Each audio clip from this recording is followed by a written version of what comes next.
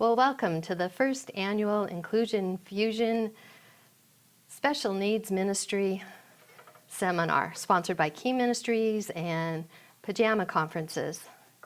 My name is Connie Hutchinson, and I've been the Director of Disabilities Ministry at the First Evangelical Free Church for almost 20 years. Before I start, let me tell you a little bit about myself and our family. I have been married to my husband Mike for 40 years. We celebrated our 40th anniversary last June. We have 3 adult children. Our oldest daughter, Julie, is 36. She has Down syndrome and is what brought us into the world of disabilities 36 years ago. Our son, Matt, is 34. He's married to Karen. They have a little daughter, Ellie, that delights me when I am with her every week as grandma. Matt is a special ed teacher at a high school in Los Angeles, and my youngest daughter, Katie, is 26. She and her husband, Robbie, both work with children 3 to 5 in the school district with autism, and Robbie is actually the autism specialist in our district. So they have 2 little boys, Andrew and Timmy, and our world really involves around disabilities in many different ways. When I was asked to speak for this conference, trying to decide what I would like to talk with you about, I kept going back to the fact that this is Inclusion Fusion, and I thought the best thing for me to do would be to tell you about my daughter Julie and her road to independence and how inclusion has played such an important part in her life, inclusion into our community and inclusion into our church. And so I'm going to, for the first half, run you through Julie's life, the different experiences she's had from birth until now. And then I'm going to invite Julie up to talk with you a little bit about her experiences being included in our church. Well, let me open in a word of prayer. Heavenly Father, we thank you for our time together this morning. We thank you for your word and the way you have told us that we are all fearfully and wonderfully made by you. We celebrate the lives of everyone in their uniquenesses. Especially we were celebrating today all the gifts that people with disabilities have and what they can bring into our churches. Be with us in the next 45 minutes or so as we share Julie's life with each of those that are watching this today, Father. In your precious name we pray. Amen.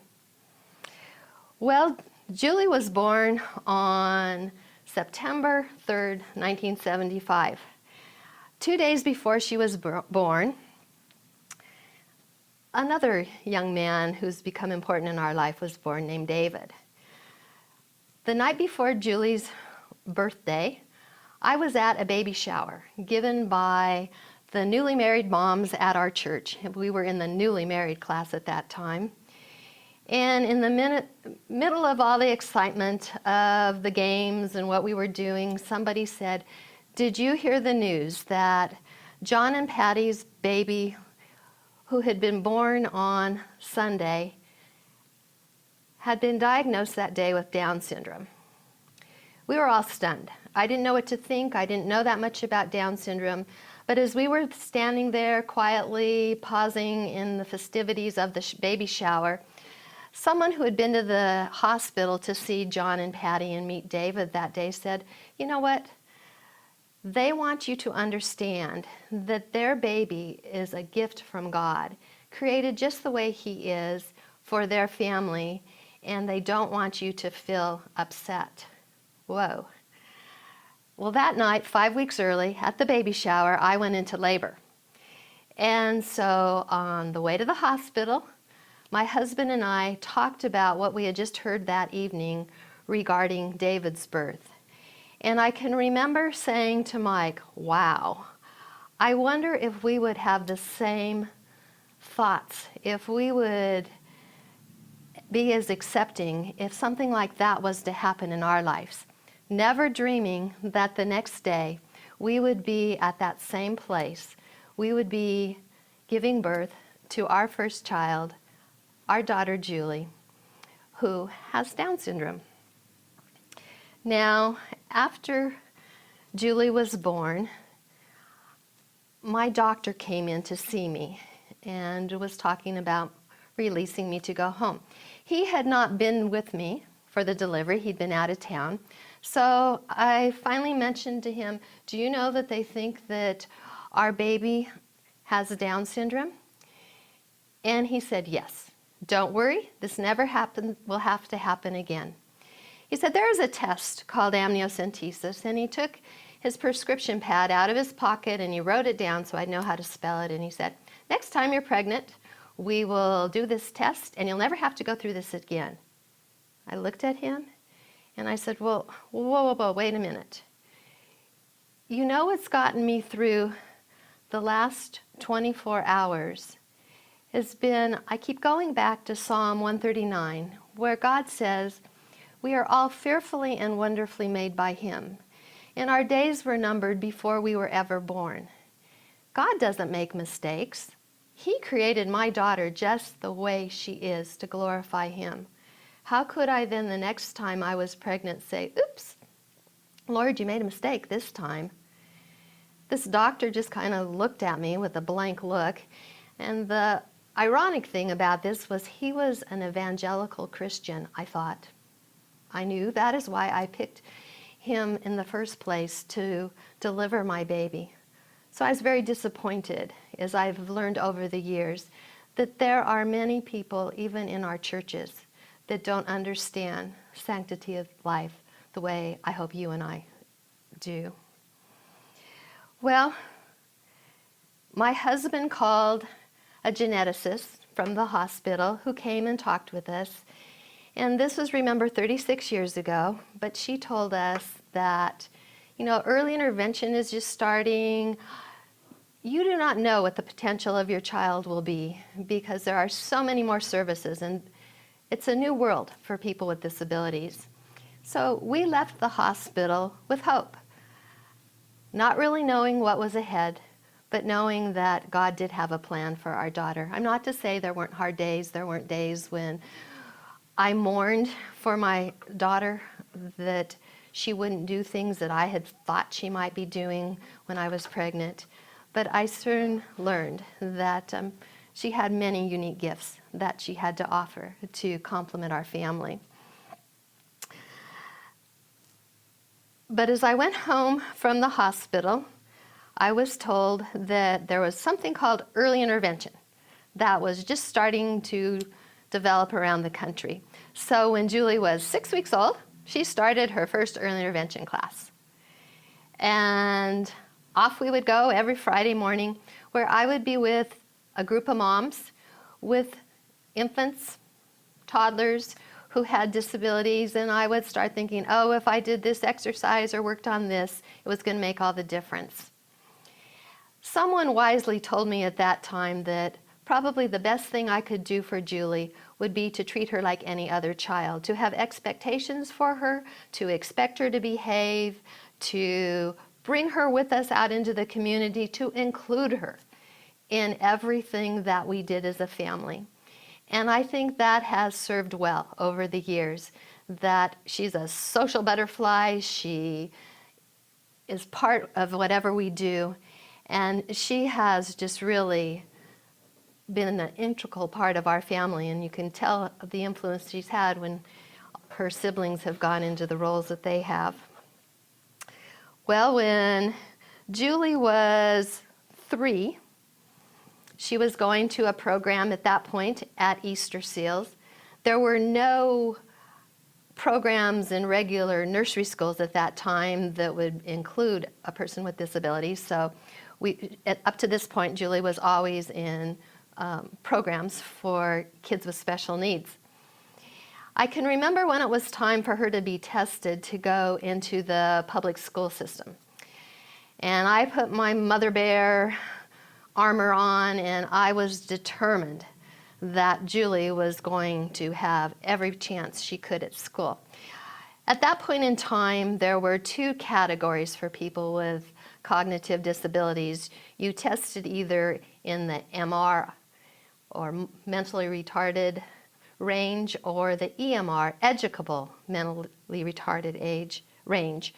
So there was no way Julie was going to be in the MR range. I can remember going to that first testing at the school district. There was a young psychologist named Dennis who was testing her, and I was ready to just fight because we had two programs in our district at that time. We had a segregated program for people with disabilities, and then we had some programs that were on site at regular schools for the EMR classification.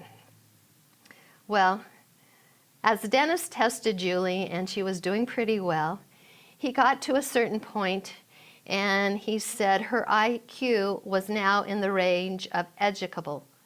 And so he said, I think I need to stop now. She is kind of stopped. I don't know if it's because she is tired or she's almost 4 years old, or if that's the ceiling we should put on her.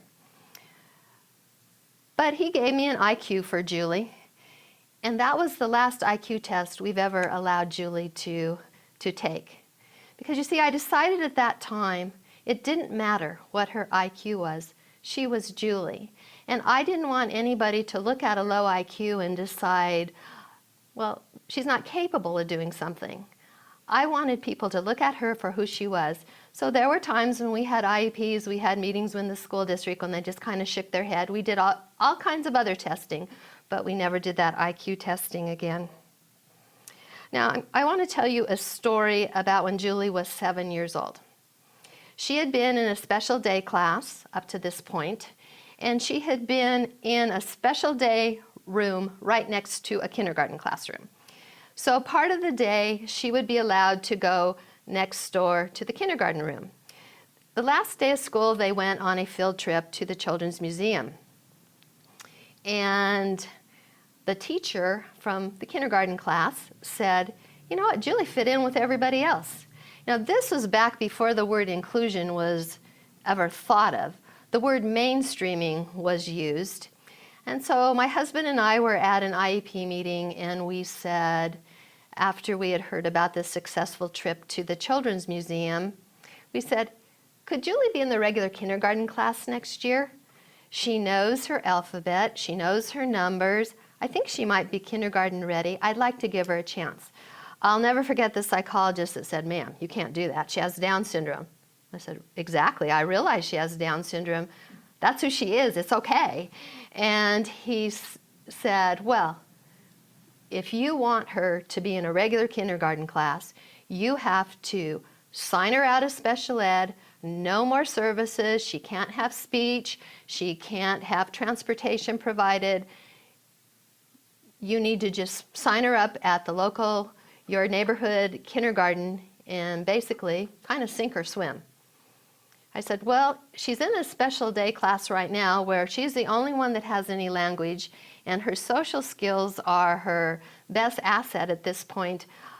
I don't like the behaviors she's seen modeled to her day after day in this special class. I would love to have her in a kindergarten class just to see how she would do. They said, fine, go ahead. I will never forget that first day of kindergarten, waiting outside the classroom with other moms to hear one mom say, did you hear there is a boy that has Mongolism in this group? And I said, excuse me, the appropriate term is Down syndrome. It's not a little boy. You're talking about my daughter. She would really like to be friends with your sons and daughters too. So that's how we started our first experience in an inclusion situation. You know, my heart would break. I was told we cannot do any awareness training for Julie to be in here, that she just needed to be like everyone else. So I had dropped her off in the morning. I would watch her run to a group of kids. I'd watch them go the other way. I would watch her at recess when I'd park by and observe, and she didn't really have any friends. She started doing behaviors we had never seen. She would stay up on the monkey bars and not come down. She pulled chairs out from a couple kids at the tables. She was soaping mirrors in the bathroom. She was crying out for help. When I'd put her to bed at night and we would do her prayers, she would say, "It's okay, Mom. Dad loves me, you love me, and God loves me." And I was breaking inside. So I thought, okay, inclusion's not working. So I heard about a teacher in another district who had a classroom. It was an alternative classroom. There were kids from kindergarten through third grade in her classroom. There was lots of parent participation. And this teacher would give assignments to each kid individually. Every night she would do math problems, language arts activities geared for each individual child. But this teacher was looking for a child with a disability. She thought it would be very advantageous for her students to understand different was okay, that people with disabilities belonged together. What a pioneer back in those days. And so I quickly went and volunteered to have Julie in her class. But this time I went into the class first and I talked with the kids. And I said, you know what, I have a daughter, she has Down syndrome. It means she learns a little slower than you. You might not understand her speech real well, but this is what's been happening to her at the school that she's been.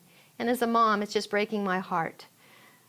I will never forget, one little boy rose his hand and he said, "I think she should come to our class. Life would be really, really boring if we all had the same IQ." A second grader saying this.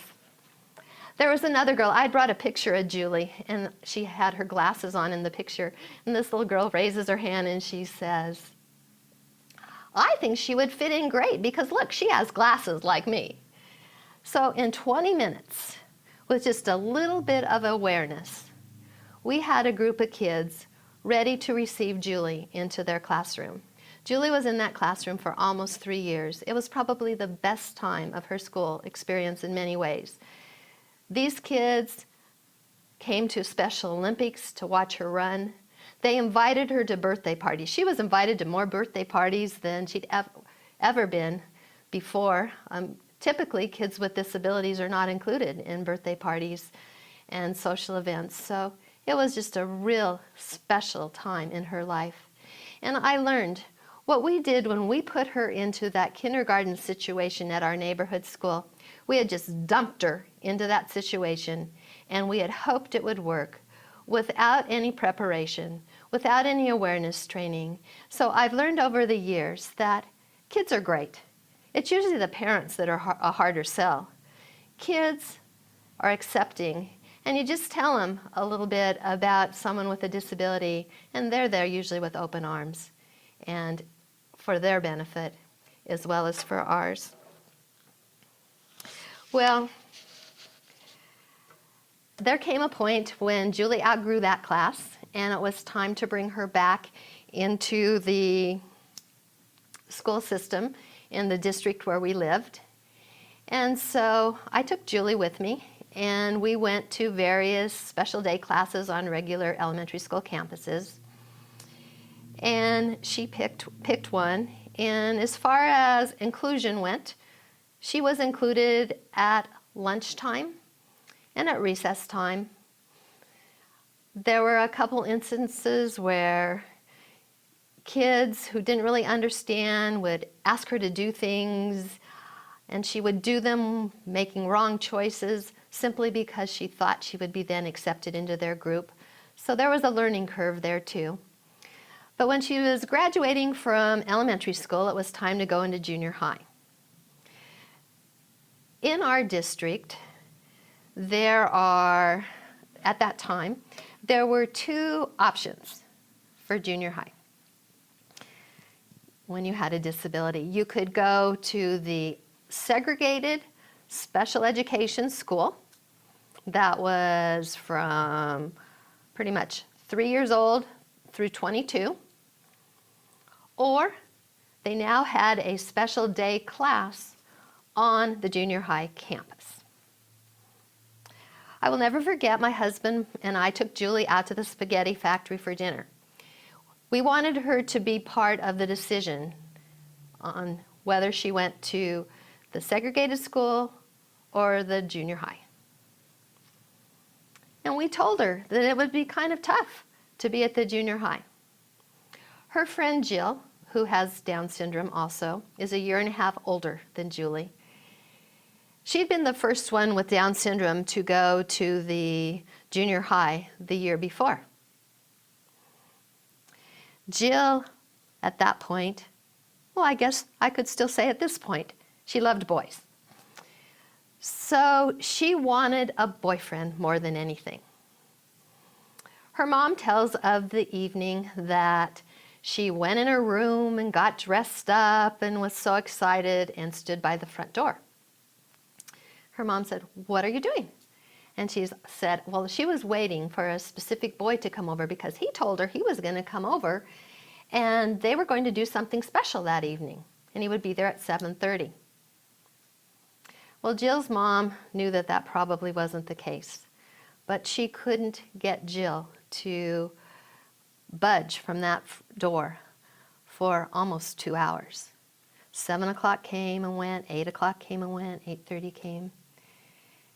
And so we explained to Julie, you know what, it might be tough being at the junior high, but there might be some really exciting opportunities too. You can go to the segregated school and we will support you if that's what you choose. Without hesitation, she said to us, no, I want to go to the junior high. I want to be a junior higher like everyone else. So, okay, but remember, at any point in time, if you want to change your mind, it's okay with us. We're behind you. Julie went through junior high and she went through high school in special day classes. At that time, inclusion was starting to become a word. And so there were usually certain teachers on a school campus that would be advocates and would understand the value of having kids with disabilities in their classrooms. In junior high, everyone took the elective, I don't know why you called it elective because you had to take it, chorus for a semester. The chorus teacher was wonderful, partially because she had a daughter with a disability. But she wanted every student to understand the value of everyone, regardless of their abilities, disabilities, whatever their talents were. And because everybody could be in choir, or needed to be in choir as an elective, there were people of many musical abilities in choir. Julie loved junior high choir, chorus. She went to Catalina for their field trip.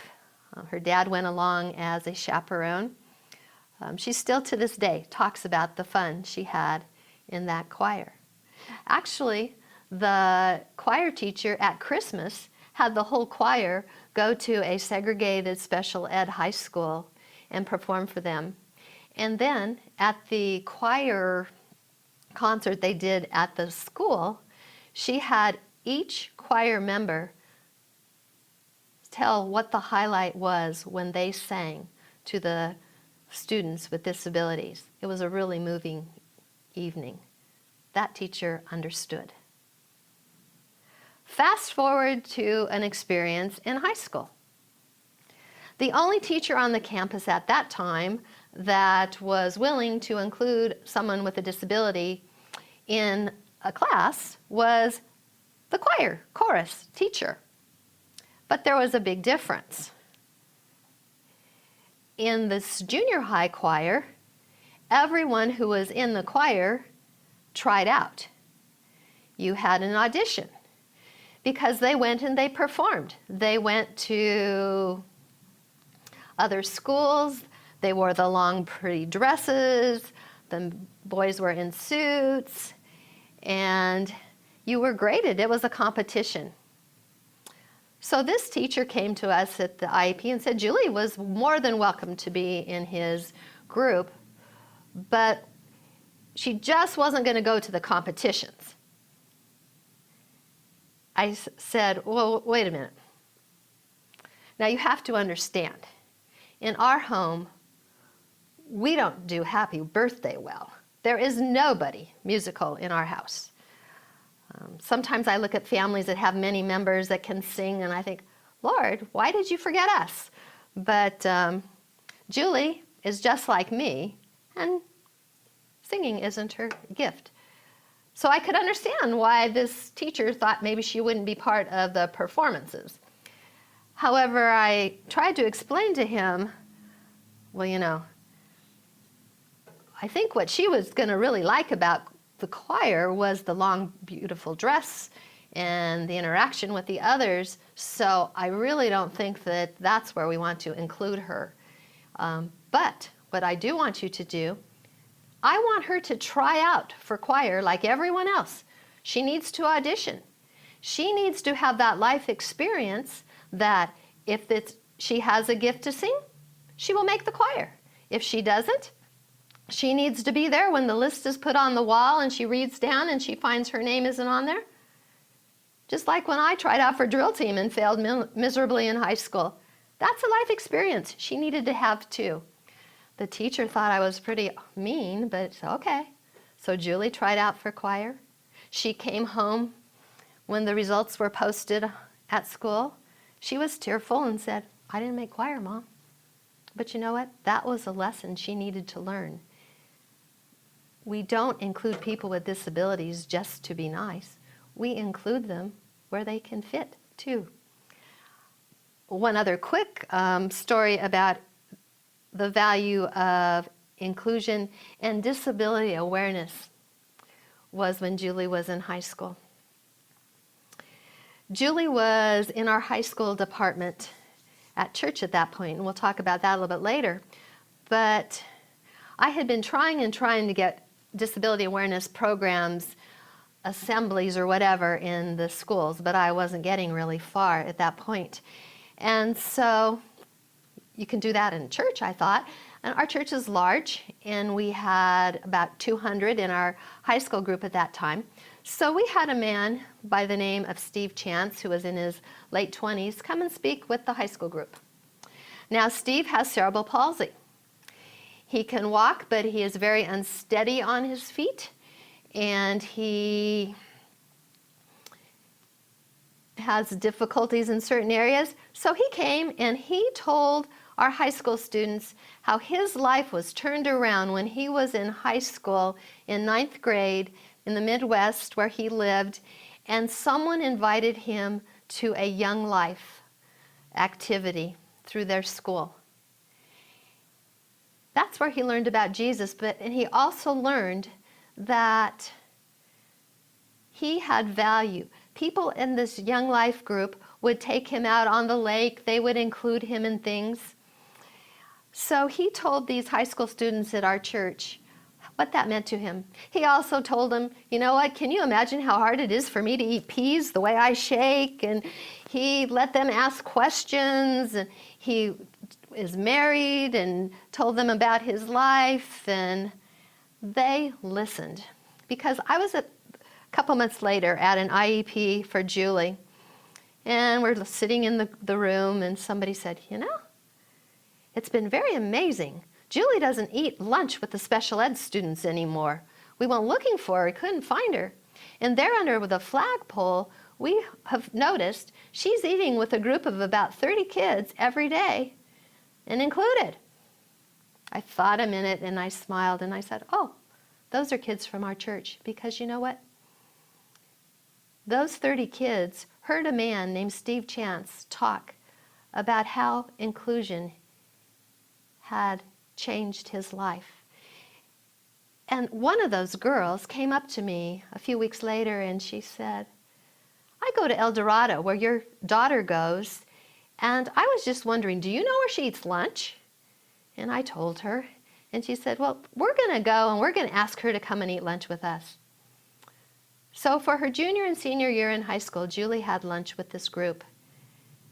What a difference that made. Now, they didn't call her up to take her to the movies every week or do lots of other things, but they were her friends at lunch every day. And what a difference that made. Well, after high school, And Julie went into a transition program till she was 21. Julie's brother was away at college, and Julie kept saying, I want to go away at college. And I would say, well, I'm sorry, but really you have Down syndrome and there isn't a college that I know of. Well, we were in Arizona at a Down syndrome convention one summer. And Julie was also, they had a convention going on at the same time for individuals with Down syndrome. So she was going to a workshop on her track, and then a little later we went to a workshop, and there was a man from Northern California talking about his program called TIL, Training in Independent Living, at Taft, which is a small little town up near Bakersfield, California. And his idea was to have a program where people with disabilities could learn how to live independently. So Julie came out of there and said, I'm going. And we said, we'll see. So that started the process as we started to get Julie into the possible acceptance into Taft College. And 3 years later, she was the first student from our county that was accepted into the program, and we took her up to Taft to drop her off.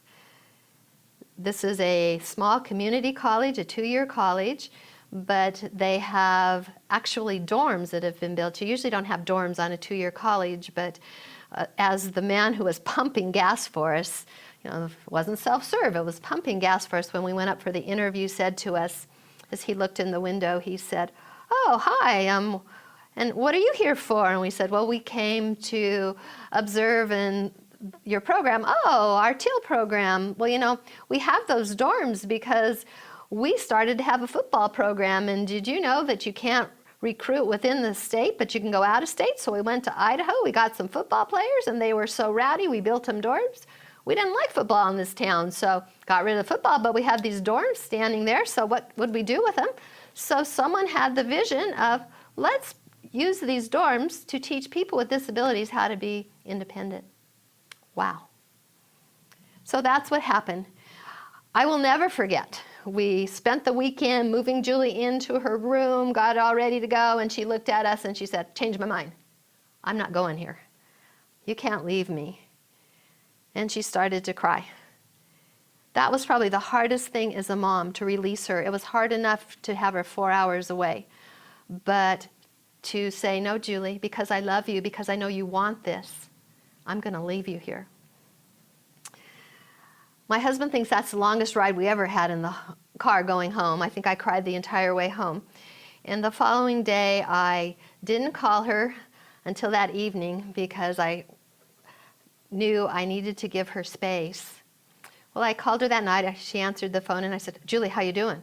Fine. I said, how long did you cry after we left? She said, Mom, I didn't cry. I sobbed. She said, but it's okay. I'm ready to go. So that started her 2-year journey at a college, preparing her to live on her own. And well, I'll tell you one other little quick story about that.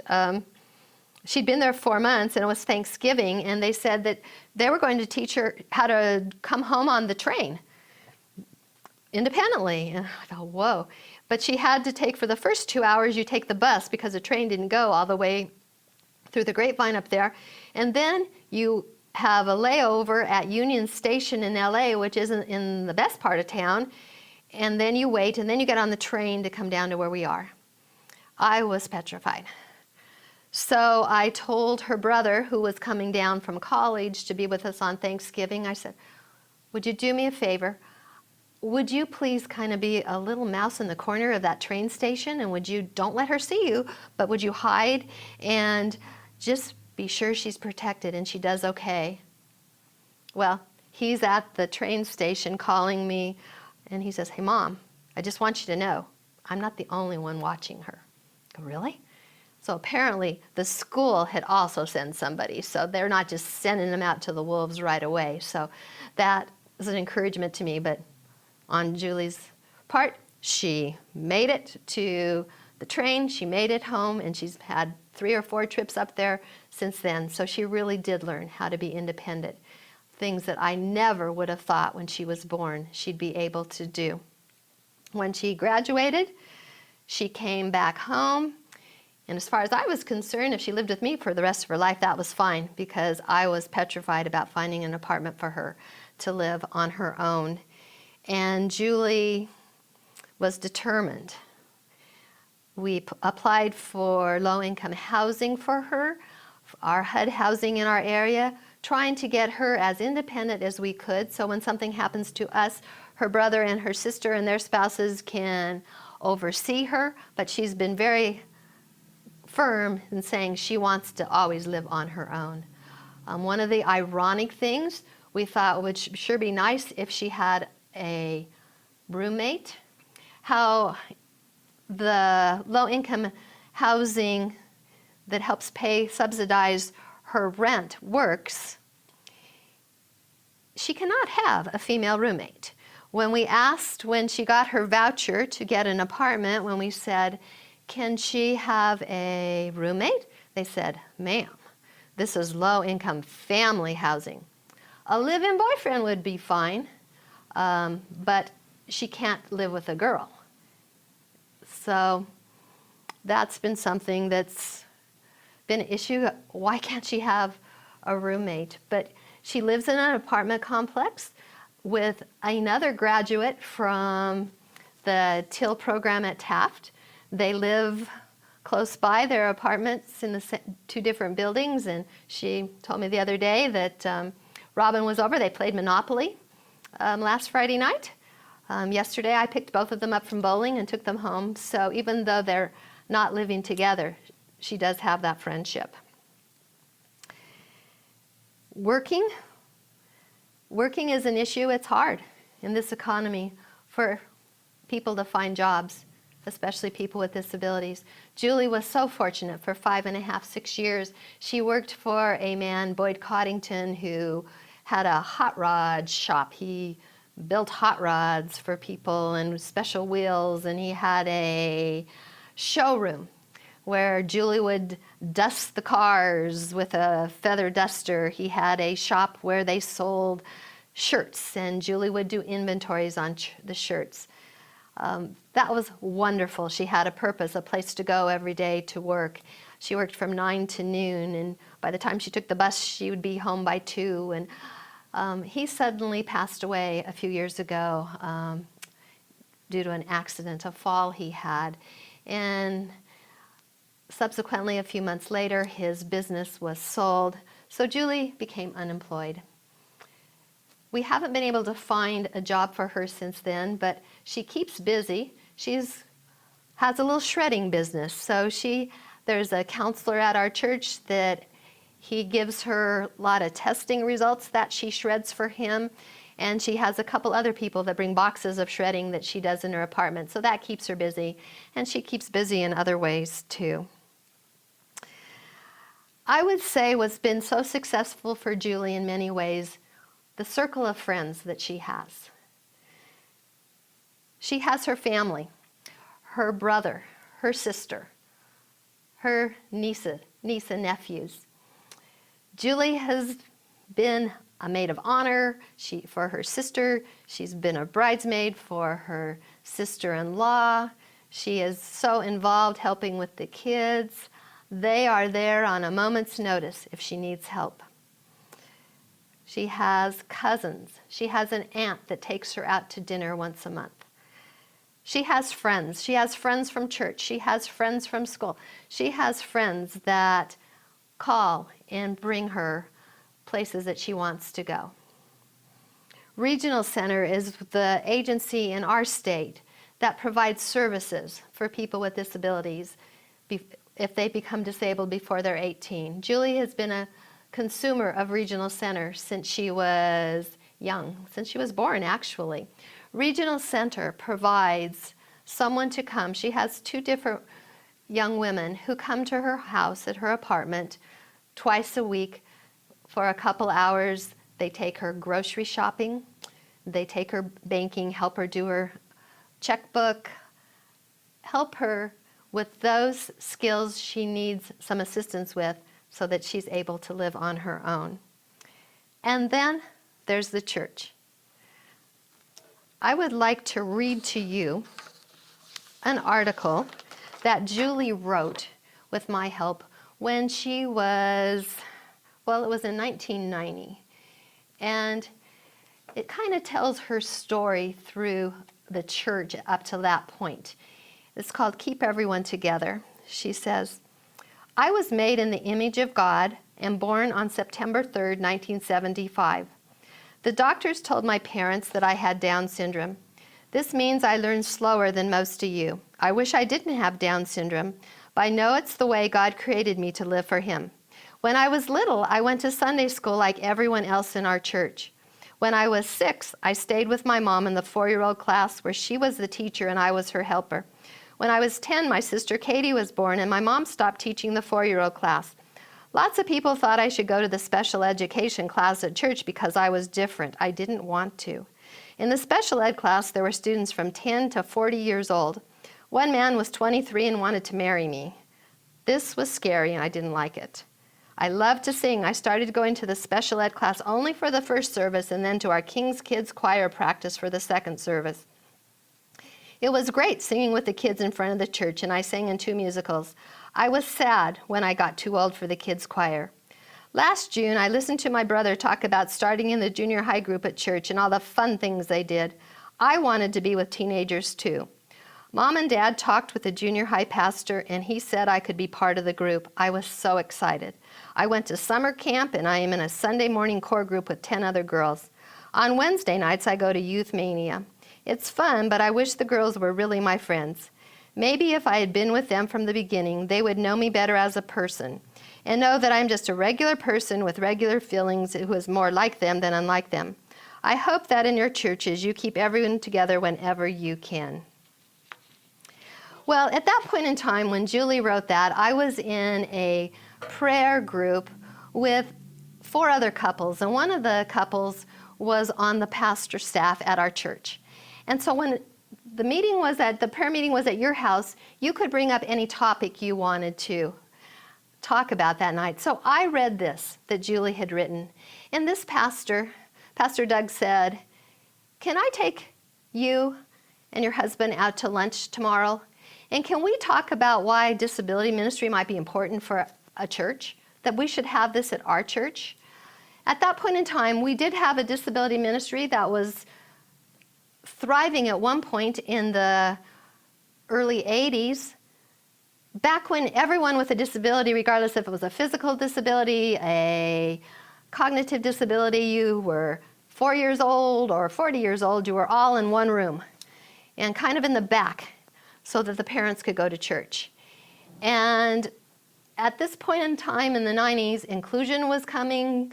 People were not coming to churches if their kids couldn't be included in Sunday school in some way. So that class that had thrived for years with probably at one point 35 individuals being served was now down to about 4 or 5. And I realized that we needed to do a philosophy change at our church. We needed to look at kids, look at people individually. We needed to include them in the whole body life of the church. And so I can remember talking with Doug, and then he went and talked with others in the church, and it was decided that we wanted to have a disability ministry at our church. And that was back when disability ministry really was pretty unknown. But I remember going into Pastor Swindoll's office and saying, you know, you need to understand disability ministry, it will always be small in number. It won't be cost effective. It won't go away. People with disabilities are not like people that go to the divorce recovery group and move on in their life, or people with disabilities usually have their disability for their entire life, and we need to serve them continually. It would be awful to start and then stop. We would do more harm than good. We also talked about how disabilities affects the entire church. So it's not just Connie, the disability lady, that needs to be involved. If we have a child that's in elementary school, The children's department needs to be helping us. Junior high, high school, our missions department needs to understand that this is an unreached mission field, people with disabilities. Our psychologist needs to know, our church counselor, that if a family is told their baby will probably have a disability, he needs to be there to help counsel the parents. We all need to be there when the baby is born to reach out and help the family. This is what disability ministry means. If this is what we're working towards, I want to be part of it. At the time, our pastor, Chuck Swindoll, he understood that. He got it. I will never forget one of the early sermons he did when we had just started disability ministry. I wrote it down. I want to read it to you. A statement that Chuck made during a sermon, and he said, "How thrilling it is to know that this church that we all love has a ministry for the disabled. They are not pushed away into some back room and sort of kept out of our way. They are not in our way. They are part of our way. To be integrated into the flow and ministry of this family. For if it won't happen here, where in the world will it happen?" We started a disability ministry at our church that has grown over the years. I have learned over time there are many students that come that we cannot include. It wouldn't be appropriate for whatever variety of reasons. You might include a child in a regular Sunday school class one year. It might not work the next year. What you do need to do is look at each person individually and their families. My job description is to identify and break down barriers that keep people with disabilities and their families from being able to fully participate in the body life of our church. It's that simple.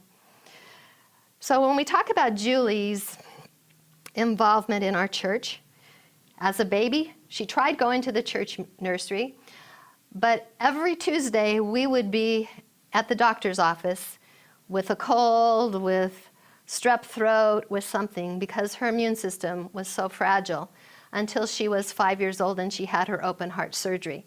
Then she was able to come to church with us every Sunday. But so for most of her preschool years, she went to her grandparents and had a special morning with them while we went to church. When she was, as she said in her little talk, during elementary years, pretty much she helped me be a helper in the 4-year-old Sunday school class where I worked. But when her brother was in junior high, she was invited to be in junior high too. Those were great memories. I'll never forget the evening she came home and said, "Mom, we went out and toilet papered a house."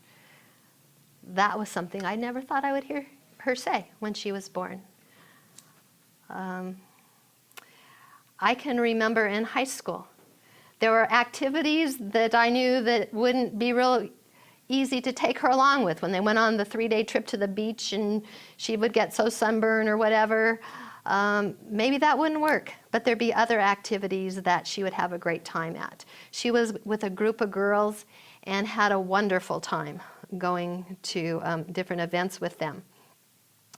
When she was in college, she joined the college group for a while, and their academic discussions became just too much for her, and she decided on her own, "I've had it. I want to go to our Fellowship of Friends class." We have an adult fellowship at our church for adults who have developmental disabilities where they can talk about their specific needs, their prayer requests, have their own lesson. That's great. She chose to be in that class. But that group also is part of the church in every other aspect too. They're not segregated in the back. They're there by choice. Special church activities that she's been involved with. We had a church Special Olympics team, a track and field team that she participated with, and it was a great way to get other people from the church, other high schoolers as coaches involved. She has been to summer camp with our family at Forest Home. She's been to Johnny and Friends Family Retreat and been helped there. But she has several things that she's doing currently that she's involved with that I would like to stop here and invite Julie to come up and share with you a little bit of what she's doing here at EV Free. Well, I decided to invite Julie up to be part of this, and she was pretty excited when she heard this was the pajama conference and that you were watching on your computers, because what did you tell me this morning? Maybe we should be able to what? Wear our pajamas. Yeah, but we decided we'd dress for you, so we'd like to just take a little bit time here at the end to share what Julie's doing now at our church. 2 years ago, after we had our deacon board elections, we have a deacon board that's a service board that the chairman is allowed to invite 2 or 3 non-voting members that weren't part of the election process. So you were invited to be part of the deacon board, is that true? Yes, I was. So Julie was on the deacon board for about 9 months before the following year's election. Now, this was the first time someone with a disability, a cognitive disability, was put on the ballot. Julie, were you nervous about running? A little bit. Did you win? Yes. You did. So you are now a full-fledged deaconess, right? I sure am. Okay. So let's tell them what your duties as a deaconess are. What do you do, for instance, is it the third Sunday of every month? Third Sunday of every month, yes. I greet people coming to our church and also in our family of our church.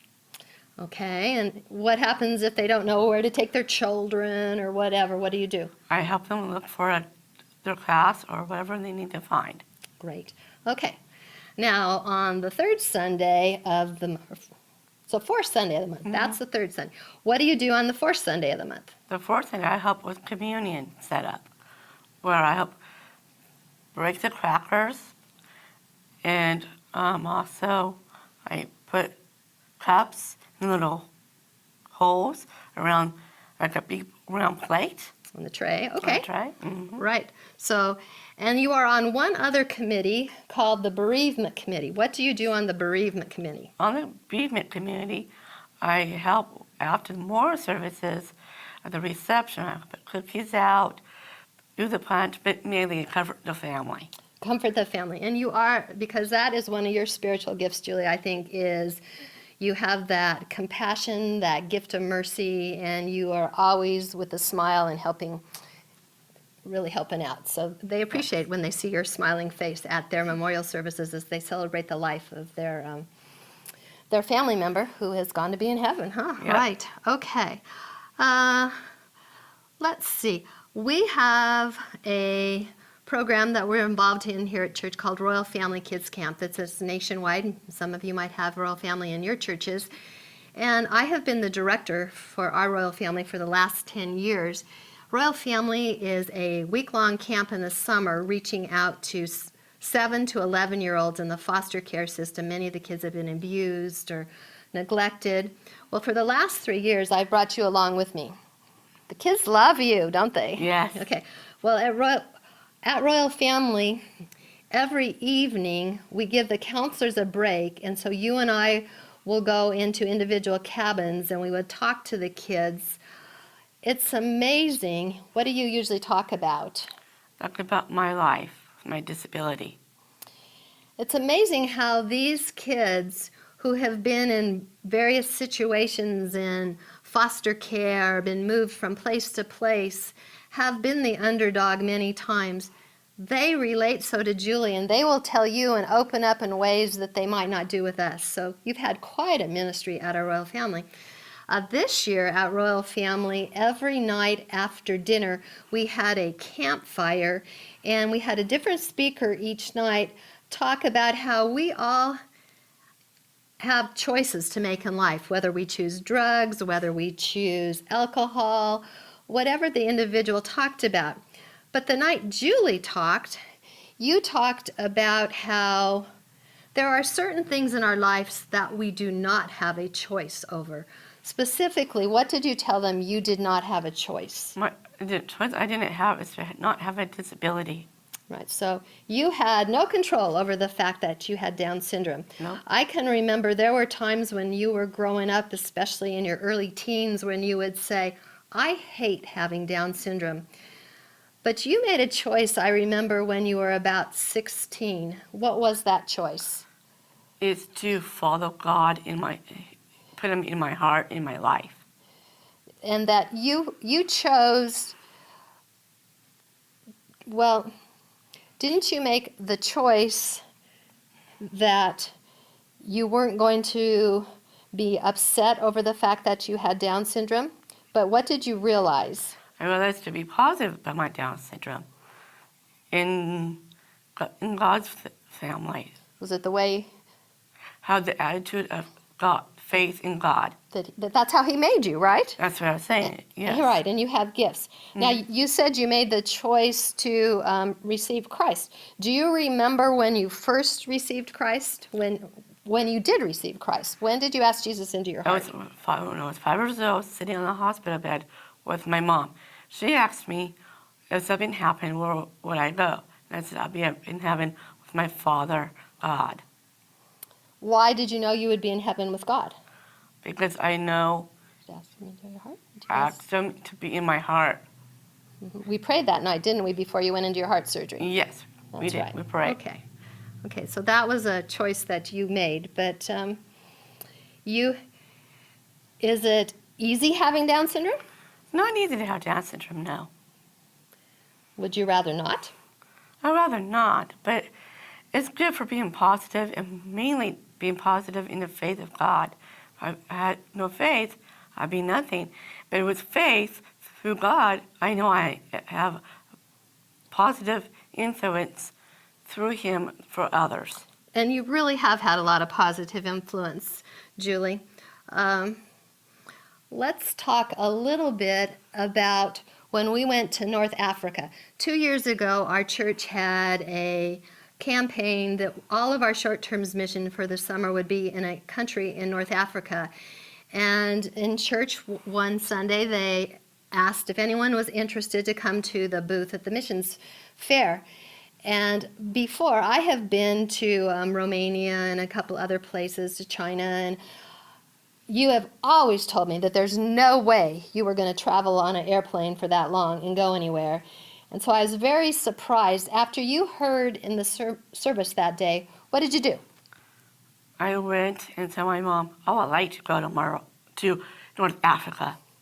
That's right, that you'd like to go to North Africa. And I was pretty, I said, well, you'd have to do a few things. We'd need to check with your cardiologist and see if he thought it was good for you to be on a long airplane ride like that and to be in a country like that.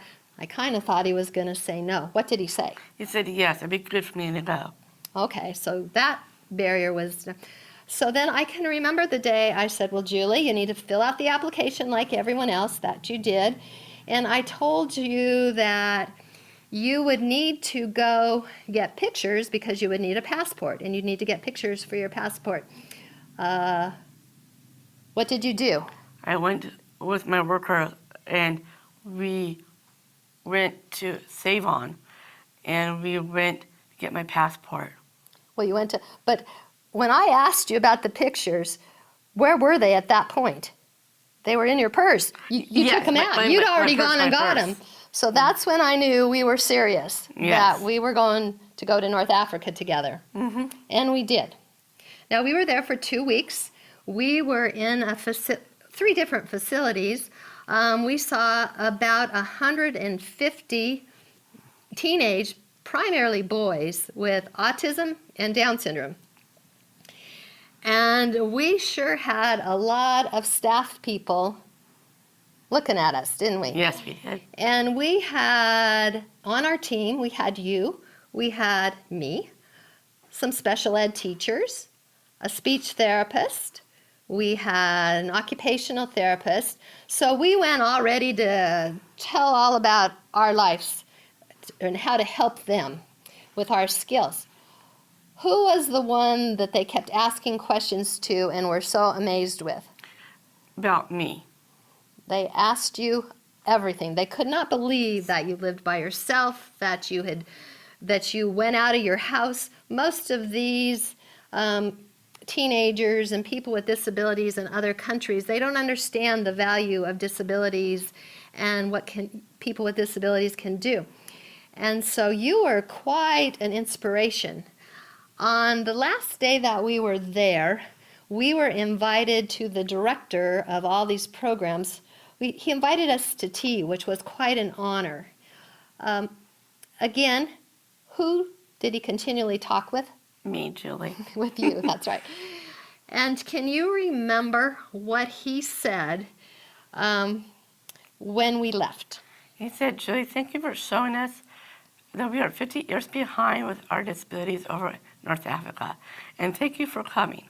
That's right. He said, you've shown us that we need to start looking at the potential of people with disabilities. We are 50 years behind. We need to start realizing that people with disabilities should not just be kept back out of everyone's way, that they should be part of our way. That's right.